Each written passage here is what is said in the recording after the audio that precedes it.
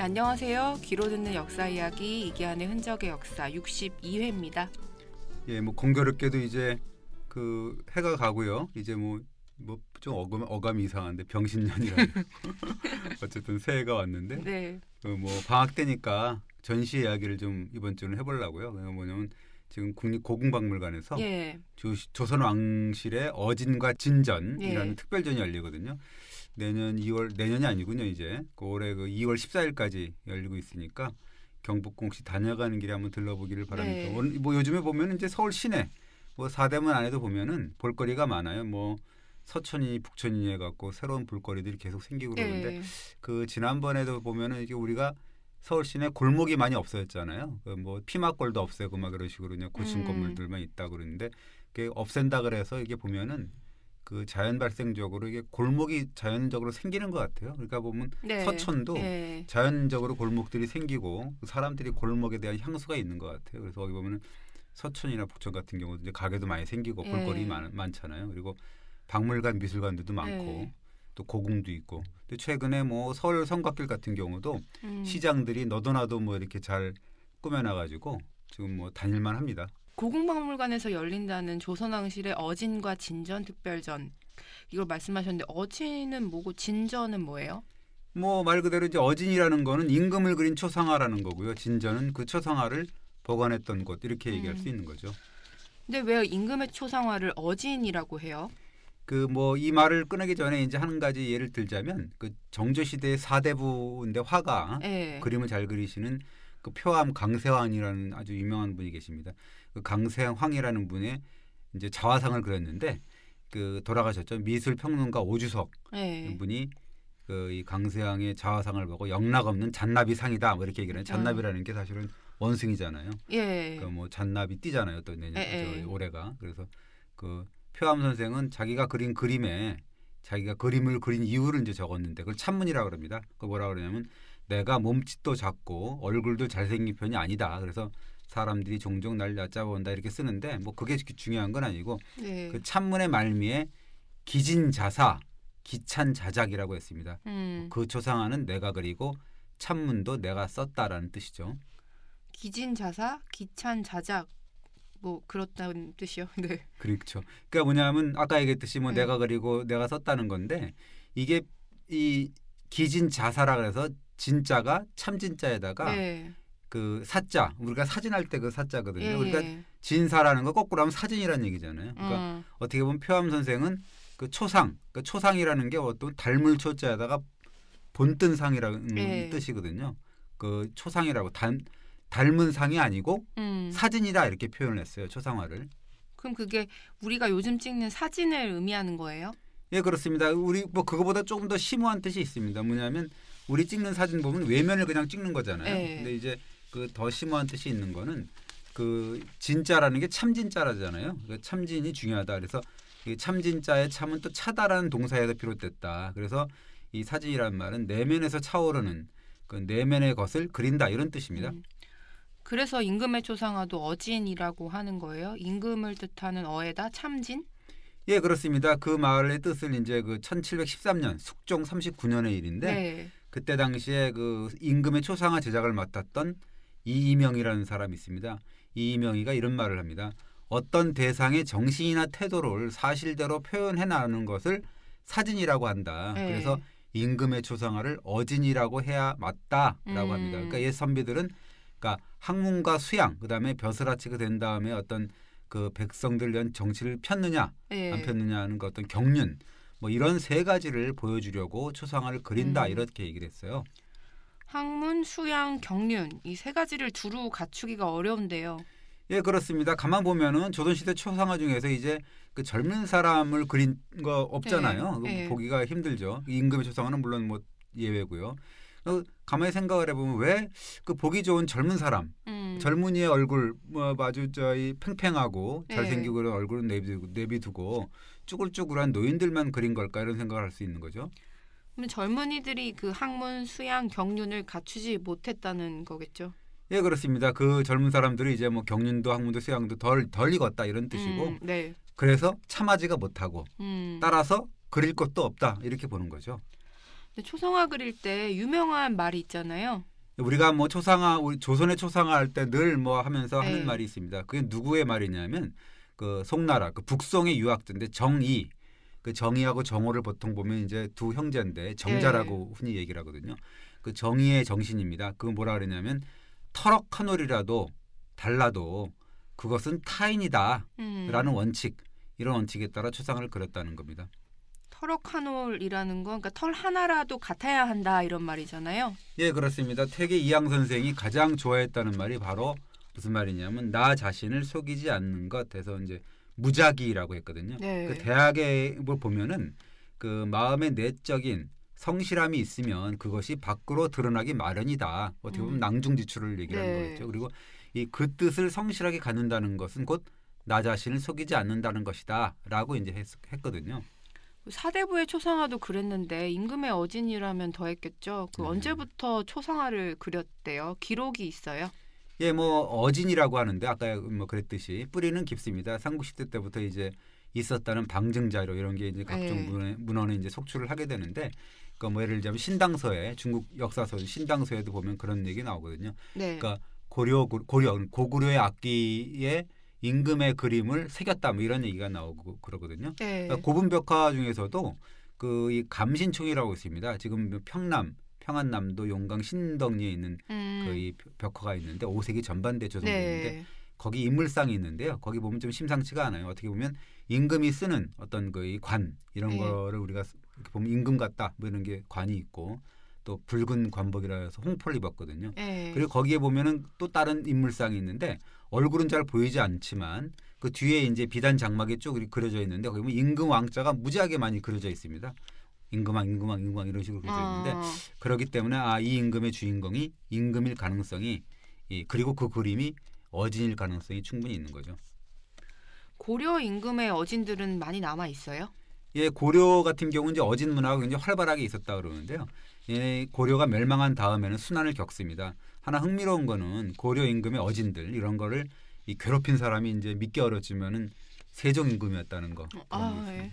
세종 임금이면 너무 뜻밖인데요? 예, 그렇습니다. 이 뭐 반전의 기록이 사실 많이 좀 있는데 네. 기록에 나와 있습니다. 1426년 세종 8년 때인데 고려가 멸망한 다음에 도화원에서 이제 그 역대 고려의 군왕 그다음에 고려의 왕비의 초상화들이 있었는데 그것을 모두 불태워 버렸다. 그리고 태조 왕건의 부인인 신성 왕후의 반신 초상화도 불살라 버렸다. 이런 기록이 있거든요. 그리고 그 기록뿐만 아니라 기록을 쭉 보면 이게 뭐 장황해 갖고 내가 뺐는데요.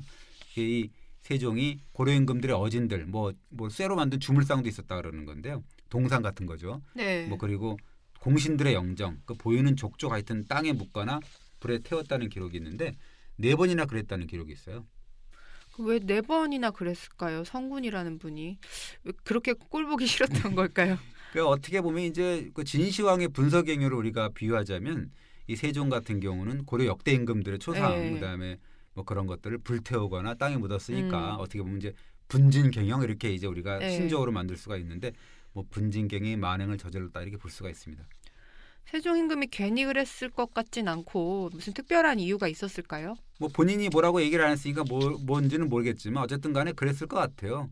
그 살아있는 듯한 느낌. 그다음에 이제 사실적으로 이제 그랬을 거 아닙니까? 아까 얘기했듯이 1호 1발에서 한 터럭 뭐 한 올의 어떤 그 털이라도 다 그려야 된다는 거였기 때문에 그래서 그렇게 그려진 고려 임금들의 초상화 보는 일이 좀 불편했을 수가 있다. 그리고 단순히 이제 어진이라는 게 그림이 아니고 왕조를 상징하는 거고 이 생생하게 살아 숨쉬는 고려 임금들의 얼굴을 보면 좀 뭐 이렇게 좀 섬뜩하지 않을까 뭐 이런 생각이 들었기 때문에 수출 작업까지 해갖고 없애버릴 생각을 했던 게 아니냐 이런 뭐 하여튼 판단이 드는 거죠.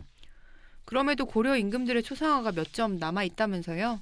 뭐 태조 왕건의 어진도 있고요. 그다음에 이제 뭐 태조를 포함해서 7명 고려 임금의 위패를 모셨던 마전이 있거든요. 승희전이라는 게 있습니다. 저도 한번 가봤는데 연천에 있거든요. 거기 보면 이제 이 고려 임금의 위패를 모신 곳이 있는데 거기에 태조 왕건의 어진도 있다가 이것이 국립중앙박물관으로 기증이 됐는데 이 초상화는 사실은 이 최근에 그러니까 뭐 이 최근이라는 게 뭐 금방이 아니라 아주 그 근세 시대에 만들어진 초상이라고 그럽니다. 이 외에 또 다른 고려시대 임금 초상화는 뭐가 있어요? 예, 그 공민왕 부부의 어진이 있는데요. 좀 흥미로운 게 그 조선을 건국한 태조 이성계가 1395년에 나라를 세우고 나서 종묘를 만들면서 유독 고려 공민왕의 초상을 모신 영당을 이 종묘 옆에 네. 세웁니다. 그래서 그 공민왕의 초상을 거기서 받들었다는 그런 기록이 있어요. 근데 다른 고려 임금들 초상화는 불에 태우거나 땅에 묻었는데 왜 공민왕 초상화만 잘 모셨던 걸까요? 이게 이제 궁금한 측면이 바로 그건 거죠. 그러니까 이 종묘라는 게 사실은 그 태조 이성계 그다음에 그 조선 임금들의 역대 직계 선조들의 신주를 모신 거거든요. 네. 그걸 굉장히 성스러운 곳이죠. 근데 거기에 왜 해필이면 왕씨 공민왕을 섬겼던 것일까? 그러니까 구전을 이렇게 따르면 뭐냐면 이성계가 이제 종묘를 세울 때 강한 바람이 불었는데 그 바람을 타고 공민왕의 어진이 날아들었다라는 그런 전설 같은 이야기가 있습니다. 태조 이성계하고 공민왕하고 특별한 인연이 있어요? 예, 이성계는 사실은 공민왕을 허투루 대할 수가 없는 입장이에요. 왜냐하면 이성계 가문이 그 고려 말에 그 원나라 지배를 받던 쌍성 총관부라고 우리가 뭐 배우잖아요. 네. 거기에 함경도인데 거기에 있던 변방 세력에 불과했거든요. 뭐 그런 이성계 가문을 중앙무대로 발탁해 갖고 진출시킨 것이 공민왕이었기 때문에 그렇습니다. 그러니까 공민왕이 그 이 쌍성 총관부를 수박할 때 이성계의 아버지 이자춘, 그다음에 20대였던 이성계가 굉장히 적극적으로 나서서 그 원나라 세력을 몰아내는데 공민왕이 이자춘한테 이 삭방 도만호 겸 병마사라는 벼슬을 내리고 네. 그래서 이제 그 가문이 중앙무대로 진출했던 거죠.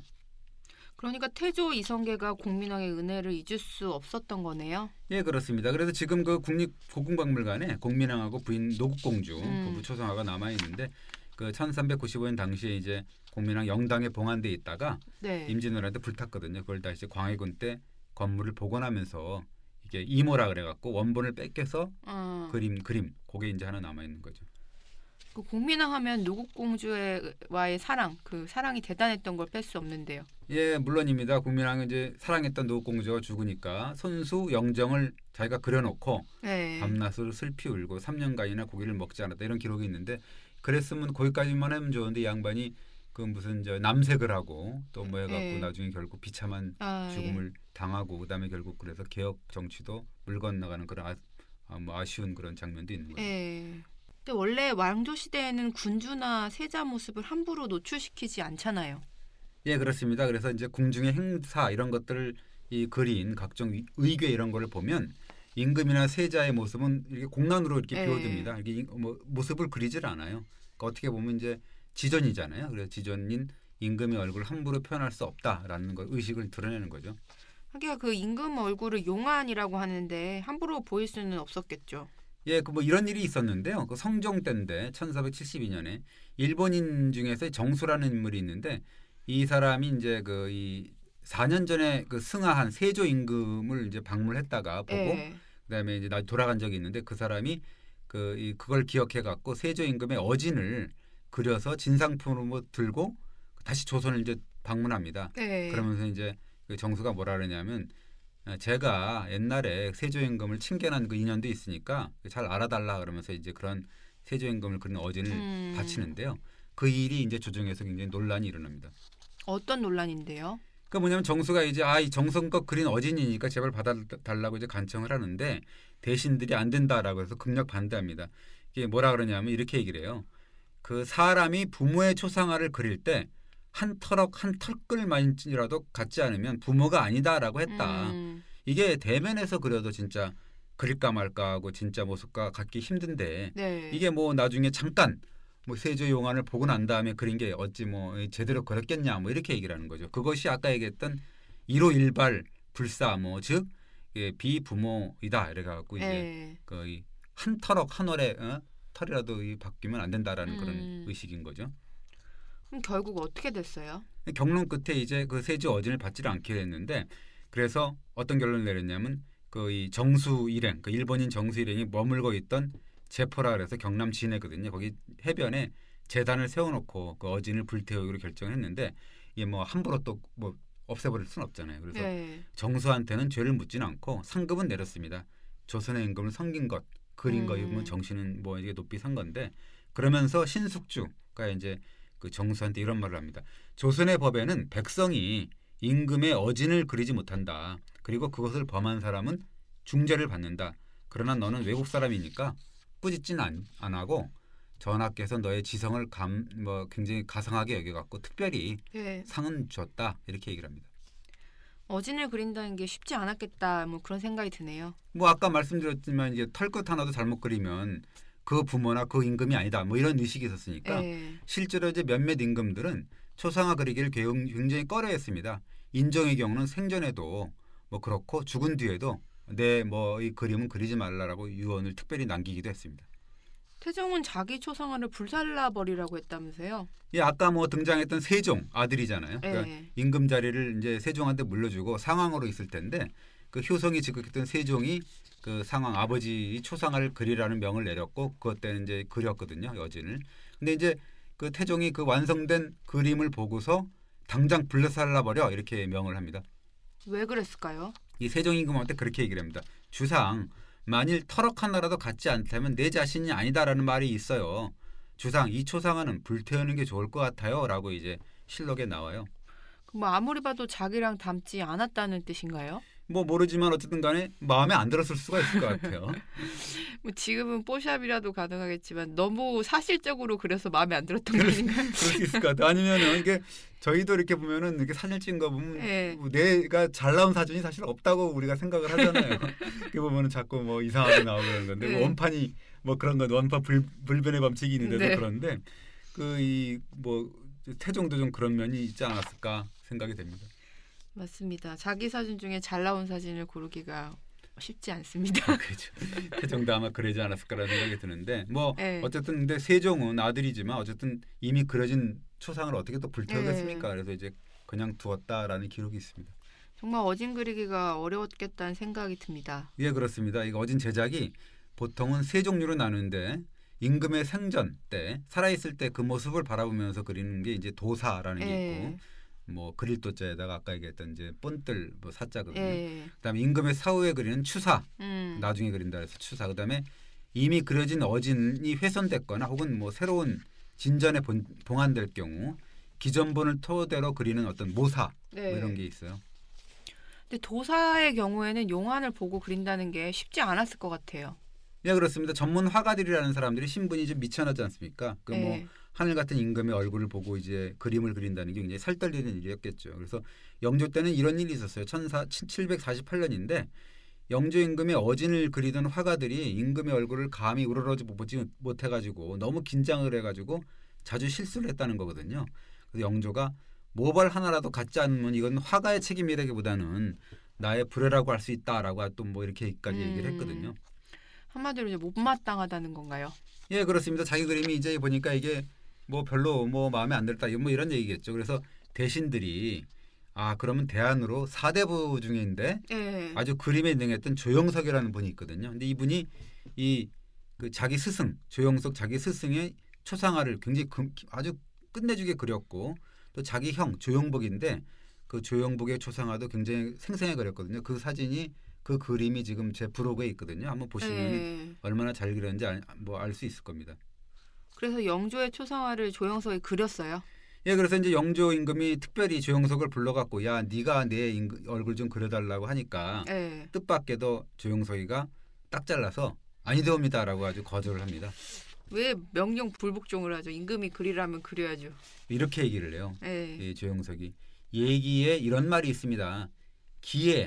기술을 가지고 그 임금을 섬기는 자는 고향을 떠나 사대부의 반열에 끼지 않는다라는 말이 있습니다. 제가 아무리 용녀라고 비루하지만 어찌 한낱 허천한 기회로 임금을 섬기겠습니까? 그리고 조정에서 도화서를 설치한 뜻이 뭡니까? 어진을 제작하려고 설치한 거 아닙니까? 예. 뭐 저희까지 그렇게 지필하려고 그리라고 할 필요가 있겠습니까? 라고 이제 얘기를 해요. 한마디로 임금의 명령을 일축한 거네요. 그림은 천한 직업이니까 사대부인 나더러 그리라고 하면 안 된다. 그리는 못한다. 뭐 이런 말이네요. 네, 그렇습니다. 그 사대부 보고 뭐 자꾸 그리라 그러면 도화서는 뭐하러 설치했겠냐 뭐 이런 얘기를 한 거죠. 이게 좀 간이 배 밖으로 나오는 말이 아닌가 싶은데 임금 예. 명령을 그냥 한키에 무시한 거잖아요. 예, 영조도 그 화를 좀 냅니다. 그대의 생각이 잘못했다라고 얘기를 해요. 그 예. 대신들도 저 거절은 조영석의 거절은 정말 외람스럽다. 저게 뭐 하는 거냐 버릇이 없는 거다라고 이제 얘기를 하고 처벌하십시오라고 하는데 그냥 넘어갑니다. 뭐 죽어도 못 하겠다는데 뭐 어떡하겠습니다. 뭐 어쨌든 간에 옛날 사람들 보면 체면을 뭐 아주 중요하게 여겨요. 요즘 같으면 뭐 임금이 하라 그러면 뭐 쓸개라도 내주겠지만 옛날에는 또 안 그랬던 것 같아요. 목에 칼이 돌아와도 명분이 네. 아니면 네. 뭐 그런 건 뭐 안 하겠다라는 어떤 기계 뭐 이런 게 또 있었던 것 같아요. 조선의 임금 어진 중에는 태조 이성계 어진이 특히 많았다면서요. 예, 그랬다 그럽니다. 전신상도 있고 반신상도 있고 뭐 말을 탄 뭐 기마상 뭐 이런 것도 많았다 그러는데 다양한 형식의 뭐 영정이 있었다 그러는 건데요. 그 명종 때는 보면 무려 26폭, 26폭이나 있었다. 뭐 이렇게 얘기를 합니다. 근데 지금 우리가 잘 알고 있는 태조 어진은 그 중에 뭐예요? 그 뭐 이 경복궁이나 이런 데 있었던 게 아니라 전주. 예. 그 원래 전주시지 않습니까? 그래서 예. 이제 거기다가 경기전이라는 영당을 만들어 놨는데 거기에 이제 노년 전신상이 거기 있었습니다. 이 나중에 이것도 한번 해야 되는데 그 이 임진왜란 때 그 어진을 모시고 거기 있던 실록을 모시려고 아주 그 거기에 있던 선비들이 노력을 했던 게 있거든요. 그 나중에 뭐 한번 말씀드릴 기회가 있을 것 같은데 네. 그렇습니다. 그 사실 그 경기전에 있던 그 어진 생전의 화가가 이제 용안을 직접 쳐다보면서 이제 그린 도사본은 아니고요. 예. 1872년에 모사한 뭐 그런 임호본이라고 할 수가 있는 거죠. 태조 이성계는 굉장히 몸집이 좋았다면서요. 어려서부터 아주 풍채가 좋고 무술이 뛰어났다는 건데 그 정몽주라는 분 있지 않습니까? 예. 여말 뭐 아주 충신인데 이성계의 그 젊을 때 초상화를 보고서 다음과 같은 찬문을 지었다 그럽니다. 호골스러운 풍채와 봉우리 같은 콧날이여 지략은 넓고 커서 제갈량 같은 용이네라고 이제 그 찬문을 지었다는데 지금 남아 있는 태조 어진을 봐도 금방이라도 뭐 호령을 내지를 것 같은 어떤 위풍당당한 그런 군주의 모습입니다. 그 영조 임금을 그린 어진도 많았다면서요. 그 연후 그 임금보다 어진 제작에 힘을 쏟았는데 승정원 일기에 이렇게 기록된 것만 해도 한 10점이 넘는데 한 맨 10주년 기념으로 다양한 복장의 어떤 어진을 제작했다. 지금 남은 건 딱 2점입니다. 지금 남은 영조의 어진이 2점이요? 예, 그렇습니다.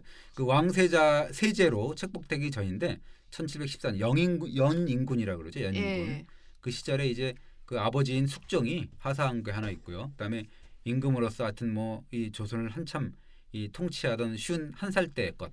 그래서 2폭이 남아 있는데 그 연인군 시절의 초상화는 그때 이제 8개월간이나 병석에 누워 있었던 숙종 아버지가 예. 그 자기를 이제 지극히 간호했던 연인군을 위해서 이제 제작해서 하사한 작품입니다. 저는 51대 때가 나이 든 초상화만 기억이 나는데 네. 그 젊을 때하고 나이 든 초상화가 비슷해요. 완전 닮았어요. 보면은 이제 뭐 사실적이라는 게 다 드러나는데 네. 이 21살 때 거 보면 이제 매부리코 뭐 그리고 눈꼬리가 좀 올라가고 갸름한 얼굴, 호리호리한 모습이고요. 다 좀 이제 했던 거는 21살의 어떤 패기 이런 거는 좀 보이지 네. 않았고 좀 나약한 모습 이렇게 이제 풍기고 있다고 해서 이제 네. 조선미 교수, 성균관대 교수 같은 거 네. 얘기를 하는데 제가 봐도 뭐 그렇습니다. 그리고 51살의 영조 모습은 이 수염이 좀 희끗희끗한데 그 풍모는 정말 연인군 시절의 풍모랑 닮았어요. 근데 이제 뭐 이제 자신만만한 카리스마 이런 네. 것들이 넘치는 모습 이렇게 볼 수가 있습니다. 이 영조 초상화를 두고 흥미로운 일화가 있다면서요? 승정원 일기에 나오는데요. 1744년입니다. 그 영조가 이 오랜만에 이제 어진을 살펴보지 못했는데 이게 뭔가 무슨 흠이 있는지 모르겠다라 그래서 어진을 좀 가져오라고 해서 이제 초상화 2점을 갖고 오거든요. 이 2점은 언제적 초상화예요? 하나는 그 40살 때 1733년 때 초상하고 하나는 지금 아까 얘기했던 그 51살 때 어진 네. 1744년 때 어진을 갖고 왔거든요. 이때 이제 그 영주하고 대신들 간에 나눈 품평회를 이제가 재밌습니다. 어떤 대화가 오갔어요? 그 영조 임금이 40살 때 그 젊을 때 초상화를 보고는 이렇게 얘기를 해요. 이때만 해도 내가 젊긴 젊었구나. 옆에서 이렇게 보면 늙지 않은 것 같은데 정면에서 보니까 좀 늙긴 늙었네. 경들도 다가와서 빨리 자세히 좀 봐봐. 그러면서 이제 뭐라 그러냐면 네. 시력이 좋지 않은 사람이 있었는데 화가인데 장등만이라는 사람이 있는데 자네는 저 안경 좀 쓰고 보라고 그런 식으로 이제 권합니다. 안경까지 쓰라 그랬어요. 그러니까 이제 뭐 기대했던 대답은 그거겠죠. 아유 젊으셨다느니 뭐 예전이나 지금이나 어쩜 이렇게 똑같으시냐느니 뭐 이렇게 입 바른 소리 그 기대했던 거 아니겠습니까? 신하들이 그렇게 뭐 말 안 했을까요? 그러게 이렇게 그렇게 해야 되는데 그렇게 네. 안 했습니다. 임금 안경까지 이제 임금 보고 이제 쓰라고 썼는데 정등만이가 뭐라고 돌직구를 날리냐면 지금의 명안이 옛날 모습과 정말 다릅니다. 그러니까 이제 임금이 진짜야 이렇게 물어보니까 네. 다른 신하가 있어요. 조현명이라는 사람이 네. 확인 사살을 합니다. 뭐라 그랬어요? 크게 다릅니다. 수염과 머리카락은 물론 성상의 안색도 옛날 어진 모습과 어째 그렇게 다르냐. 그러니까 이제 임금이 네. 웃으면서 썩소를 이제 날리는 거죠. 그러면서 이제 볼멘소리를 던집니다. 경들은 늘 항상 나보고 늙지 않았다고 그러니까 지금은 어째 이렇게 이런 말을 하는 거야. 그러니까 이제 또 다시 이제 눈치 없는 장등만이라는 안경 쓴 사람이 네. 한술 더 뜨는데 지금 임금의 용안은 수염이 새고 하얗게 변해가지고 안색도 많이 안 좋습니다. 옛날에는 홍조를 띠고 인기가 있었는데 이렇게 얘기를 합니다. 임금이 머쓱했겠는데요. 그러니까 이제 뭐 굉장히 서운했겠죠. 그러면서 한마디 툭 던지는데 그러면서 이제 40살 때 네. 초상화를 보고 저기도 흰 수염이 있는데 뭘 그래라고 이제 합니다. 뭐 웬만하면 하나도 안 늙으셨다 이렇게 덕담을 하면 됐을 텐데요. 예, 그러게 말입니다. 이게 하여튼 뭐 이상한 사람들이에요. 보면 그래도 시원찮을 판에 늙었다고 그냥 그것도 한 번이 아니라 계속 그런 말을 하고 사람마다 그렇게 하니까. 네, 사람의 얼굴을 그린 초상 앞에서는 거짓은 물론이고 이빨린 소리도 할 수 없었나 봐요. 그러게 말입니다. 이게 어떻게 보면 우리가 해석을 하게 되면 아까 얘기했던 일호일발이라고 하는데 네. 한 트럭의 수염, 한 트럭의 털 이것도 빠져서는 안 된다라는 뜻, 뭐 이게 아니냐 이렇게 얘기를 하는 거죠. 근데 이렇게 그려진 임금 어진들이 지금은 거의 남아있지 않죠? 우리가 뭐 전쟁을 뭐 워낙 많이 겪었어야죠. 네. 뭐 임진왜란, 정묘, 뭐 병자호란, 이괄해난 무슨 뭐 네. 이런 거서부터 해갖고 우리가 또 나무로 만든 이 집들이기 때문에 궁궐도 그쵸, 그렇고 예. 그래서 1900년에 경운궁 음. 지금 실화 사건까지 해갖고 엄청나게 없어졌다 그러는데 그때마다 이제 그 영정 모사도감 이런 걸 설치해가지고 네. 모사본을 계속 제작을 했습니다. 그러니까 이 그림 가지고 계속 옮겨 그리고 뭐 그랬다는 건데 그것이 이제 1908년에 국유로 이제 이속이 되고 그것이 일제 강점기에도 그 이 선원전에 보관했던 그런 어진이 48점이 있었어요. 근데 48점이면 그래도 많이 남아 있었네요. 예, 그렇습니다. 그래서 이제 한국 전쟁이 일어나니까 또 이 어진들을 이제 부산 그 피난 수도였잖아요. 근데 그 부산으로 옮겼는데 부산이 어땠습니까? 피난민들도 가득 차고 네. 주택난이 엄청났을 거 아니에요. 그래서 이제 거의 뭐 빠락이라 그래가지고 판자촌 네. 가건물을 따닥따닥 붙여놓고 아주 그냥 많은 사람들이 생존해야 됐잖아요. 역시나 불에 취약했겠네요. 예, 그렇습니다. 이 국제시장 화재라고 뭐 모르시죠? 저도 뭐 내가 겪어보진 않았으니까는요. 근데 네. 그 굉장히 큰 사건인데 1950년하고 53년에 네. 겨울철인데 두 차례 뭐 이 시장에서 화재가 일어나는데 지금도 아주 인구 회자되는 대화재 사건입니다. 어진도 그때 피해를 입었어요? 그때는 이제 피했는데요. 이 사실은 빨리 전쟁이 끝났으면 빨리 서울로 옮겨야 되는데 그게 실책이었죠. 무슨 일이 일어났는데요? 이게 이제 뭐 그 전쟁이 끝나고 한 6개월이 지났나? 6개월이 아니 1년 6개월이 지났네요. 54년 12월 26일 날 아침에 그 용강동 용두산 일대에서 큰 불이 일어납니다. 그 부산이죠. 네. 거기에 이제 그 이 전기공사 청부업을 하고 있던 뭐 정모 씨라는 사람인데 33살이라고 나옵니다.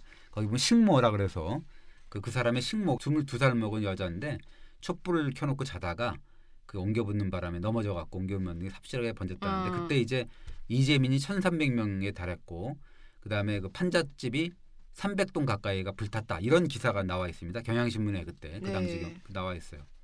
근데 여기에 뭐 어진이 불탔다는 기사 내용은 없는데요. 예, 그때는 파악이 안 돼 갖고 워낙 어수선하니까 그랬던 것 같습니다. 근데 뭐 4일 뒤에 이제 보니까 12월 31일 날 경향신문에 이렇게 나옵니다.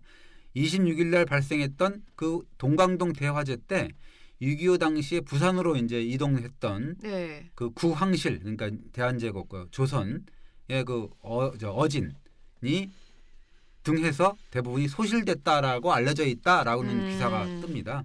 그리고 이제 그 이 55년 새해 벽두에 며칠 지나가지고 또 자세한 소식이 나왔는데 거기 보면 그 화재에서 그 12대 임금의 초상화 그 다음에 궁중일기 이게 이제 뭐 승정원 일기 같은 건데요. 약 4,000점 중에 3,500점이 잿더미로 변했다 이런 기사가 나옵니다. 그러니까 그 창덕궁 선원전에 보관했던 임금의 어진, 그다음에 친필 글씨, 그다음에 역대 임금의 초상화, 그다음에 아까 얘기했던 승정원 일기 그런 서적, 그다음에 은제기 이런 것들이 4,000년 불탔고 500여 점만 구출됐다. 그래서 이게 뭐 그런 기사가 나옵니다. 그래서 지금 남아 있는 초상화는 몇 점이나 돼요?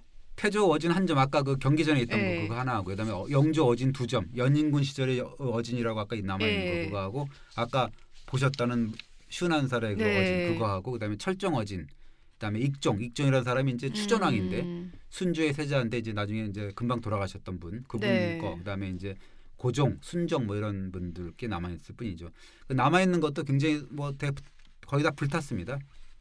네, 어떻게 관리를 했길래 그랬을까요? 그 뭐 경찰이 뭐 늘 배치돼 있었다는데 판자촌이라는 게 굉장히 저도 뭐 네. 옛날에 판자촌에 살았지만 불나면 네. 끝장이거든요. 네. 그 뭐 각업물이니까 그래서 네. 이제 뭐 준비를 했다면 사고가 안 났겠죠. 그리고 전쟁이 끝났으면 빨리빨리 옮겨야 되는 건데 1년 반이나 이제 지났잖아요. 전쟁 끝난 지도. 네. 그 창고에 처박아뒀다는 게 사실 말이 안 되는 거죠. 그건 분명 인재네요. 예, 그렇습니다. 그 당시에 경향신문 제가 볼 때는 그 다른 신문은 없는데 보니까 경향신문 특종이 아니었나 생각이 드는데 그때 당시에 네. 그 경향신문 이광구라는 분이 뭐 그때는 뭐 이 굉장히 고참 기자이면서 아마 임원급 기자였던 것 같아요. 네. 이광구의 월요 10평에 이렇게 한탄합니다. 이게 보존이 필요한 문화재를 이게 어순한 광복동이나 동강동 이런 데 뭐 했다는 거 그 보관했다는 게 정말 가슴이 서늘해진다. 이게 4,000년 이상 쌓아온 선조의 문화의 탑 이렇게 무관심해서 서울이 훼손하고 이게 무슨 우리가 네. 문화민족이냐. 어떤 사람이 그러더라 이방인인데 한국의 선조가 남긴 찬란한 문화 유업을 어찌 그렇게 당신들은 천대하느냐 라면서 매우 괴이한 표정을 짓고 묻는데 나는 얼굴이 붉어질 뿐이다 라는 그 이 기사를 씁니다. 맞는 말이네요. 뭐 얼굴이 붉어질 일이네요. 예, 그렇습니다. 뭐 아까 얘기했듯이 지금 뭐 이 경복궁 내 이제 뭐 고궁박물관이 네. 있거든요. 거기에 이제 2월 14일까지 특별전이 열리니까 어떻게 보면 지금의 그 남아 있는 그 연인군의 초상화 이런 것도 그 철정 어진 이런 거 보면 네. 상당 부분 불에 타 갖고 반만 남아 있고 막 그렇습니다. 그걸 보면서 어떻게 보면 부끄러운 민낯의 역사. 그래서 아까 얘기했듯이 털끝 하나, 털억 하나 그래서 뭐 네. 1호 1발이라 그러는데 놓치지 않고 한번 되돌아볼 수 있는 그런 기회가 됐으면 좋겠습니다. 네. 이번 주는 여기까지 하겠습니다. 예, 감사합니다. 네, 고맙습니다. 새해 뵙겠습니다. 네, 새해 복 많이 받으세요.